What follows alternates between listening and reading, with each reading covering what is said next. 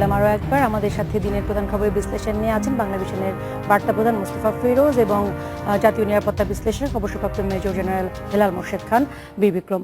আমরা যেটি হেলাল মোর্শেদ খান বলছিলেন যে পুলিশ প্রধান বিষয়ে আমরা ছিলাম যে আজকে পুলিশ কমিশনার বলেছেন যে এই যে চলমান নাশকতা সেটির যথেষ্ট উন্নতি হয়েছে, সন্ত্রাস নাশকতা নেই বললেই চলে। আরেকটি কথা বলেছেন যে চোরাগুপ্তা চালানো হচ্ছে ভয় ভীতি দেখানোর জন্য, মাঝে মাঝে চোরাগুপ্তা চালানো হচ্ছে ভয়ভীতি দেখানোর জন্য। এবং গত রাতে ঘটনাটি জানেন যে পেট্রোল বোমা বানানোর সময় আওয়ামী লীগ এবং বিএনপির সমর্থক দুই ভাই আটক হয়েছেন। আমাদের কাছে পুলিশের মহাপরিদর্শক তিনিও বলেছেন যে যতগুলি গত সহিংসতা চলার সময়ে গত 48-49 দিনে প্রায় 500 জনকে গ্রেপ্তার করা হয়েছে, যারা সবাই রাজনৈতিক দলের কোনো না কোনো রাজনৈতিক দলের সমর্থক।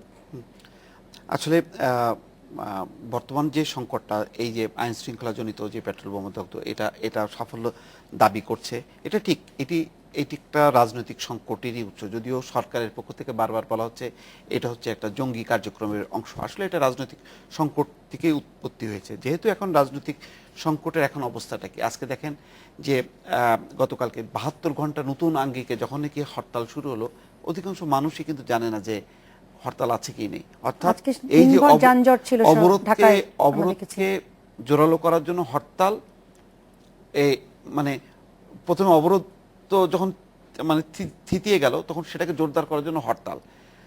এখন অবস্থা হচ্ছে কি, মানে অবরোধ তো নাই, হরতালও হচ্ছে না।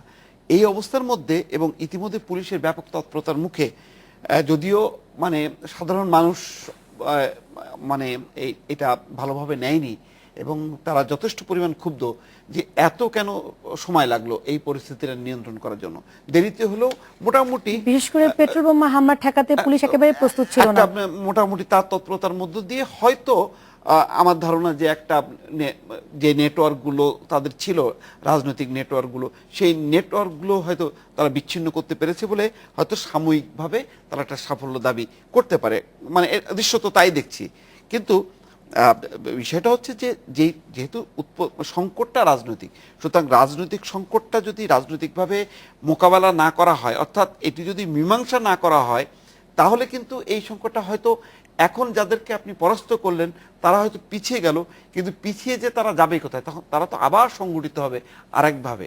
তো সুতরাং এই এখনকার যদি এই আপাত সাফল্য দেখে যদি সরকার খুব আত্মহারা হয়, খুশি হয় যে না সংকটটা তারা মেটাতে পেরেছে এবং তারা সফল, এটা একটা ভুল মেসেজ দেওয়া হবে। আমার ধারণা যে এই সংকটটা রাজনৈতিকভাবে যতক্ষণ না পর্যন্ত মোকাবেলা না করা হবে, অ্যাড্রেস না করা হবে, স্বীকার করে নেওয়া হবে এবং সেই অনুযায়ী স্টেপ না নেওয়া হবে, ততক্ষণ পর্যন্ত এই যে বোমা পটকা পেট্রোল, আপনি দেখেন 5 তারিখের আগে ছিল না। তো যখনই নাকি অবরোধ, যখনই নাকি হরতাল, তার হাত ধরেই কিন্তু এই নাশকতা ঘটনাগুলো। সুতরাং এটা নাশকতা, এটাকে অস্বীকার করা যাবে না। এবং কারা করছে, কোন পক্ষ থেকে করছে, এটা পরিষ্কার। কারা যেমন এনকাউন্টার কারা করছে এটাও যেমন পরিষ্কার, নাশকতার এই ঘটনাগুলো কারা করছে এটাও পরিষ্কার। সুতরাং রাজনৈতিক দুই পক্ষকে স্বীকার করতে হবে যে নাশকতার কারণেই, নিয়ন্ত্রণের জন্যই এনকাউন্টার, আর এনকাউন্টার হচ্ছে কেন, নাশকতা হচ্ছে বলে। সুতরাং একটা আরেকটার পরিপূরক অবস্থা দাঁড়িয়েছে। সুতরাং এই দুটোকে অ্যাড্রেস করে এটাকে নিয়ন্ত্রণের জন্য চেষ্টা করতে হবে রাজনৈতিকভাবে নিয়ন্ত্রণ করলেই কেবল এই নাশকতা, এনকাউন্টার সবকিছু থেকে আমরা মুক্ত হব এবং বলতে পারবো, সাফল্য দাবি করতে পারবো যে না, সংকটের সমাধান হয়েছে। জনাব হেলাল মোর্শেদ খান, আমাদের অনুষ্ঠানে এসেছিলেন বেনজির আহমেদ, গত পরশু তিনি মুখোমুখি অনুষ্ঠান ছিল, সেখানে তিনি বলেছেন যে জনগণকে সম্পৃক্ত, নাশকতা ঠেকাতে তারা পুলিশের পক্ষ থেকে জনগণকে সম্পৃক্ত করার চেষ্টা করছেন এবং তারা সফল হয়েছেন। এটি কি আসলে আমাদের দেশের বাস্তবতা বা এই ধরনের নাশকতা, সন্ত্রাস ঠেকানোর জন্য সঠিক পদক্ষেপ? থিওরিটিক্যালি অবশ্যই যে জনগণকে সম্পৃক্ত করা ছাড়া কোনো জিনিসই হবে না। ব্যবসা বাণিজ্য হবে না, নাশকতা রোধ হবে না, রাজনীতিও হবে না, এবং আমাদের যে চেতনা বৃদ্ধির যে কার্যক্রম সেগুলো হবে না, এবং দেশ কখনোই উন্নতি হবে না। জনগণ সম্পৃক্ত কথাটি এটি বিশাল অবয়ব এবং আকারের। বেনজির সাহেব যেটি বলেছেন যে পুলিশের সঙ্গে জনগণকে সম্পৃক্ত করতে হবে, অবশ্যই কথাটি সত্যি। কথাটি হলো কিভাবে করবেন সেটি নিয়েই আমাদের আলোচনাটি।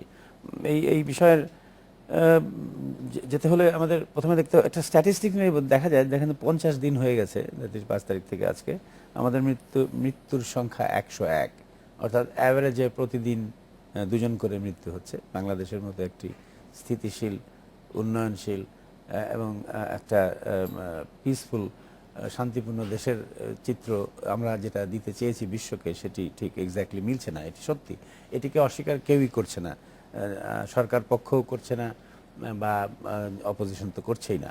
বিষয়টি হলো যে এটি কেন হয়েছে, রাজনৈতিক সংকট নাকি রাজনৈতিক সংকটের পরবর্তী অবস্থান গেরিলা তৎপরতা বা যুদ্ধ ঘোষণা।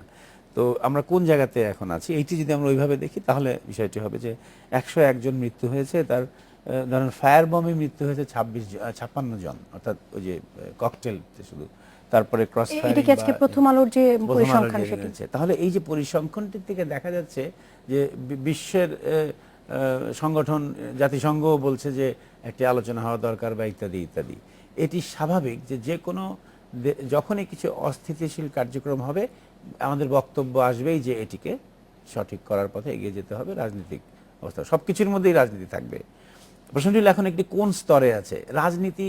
যদি আমরা বলি রাজনৈতিকভাবে এটিকে সমাধান করতে হবে, তাহলে রাজনৈতিক নিয়ে আলোচনা করতে হবে। রাজনীতিটি কি? রাজনীতি হলো বর্তমান সরকার একটি বৈধ সরকার, ইলেকশনের মাধ্যমে এসছে। ইলেকশনটি অতি সঠিক হয়নি কারণ অপোজিশন অংশ নেয়নি।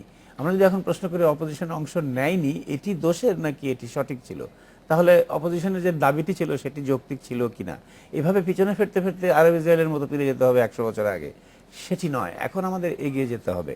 দুই পক্ষের মধ্যে একজন সরকার পক্ষ তাদের নিজস্ব আইনি ধারার কার্যক্রম দিয়ে তারা এগিয়ে চলেছে। অপোজিশন যে দাবিগুলো করেছিল অযৌক্তিক ছিল অবশ্যই সেগুলোর মধ্যে।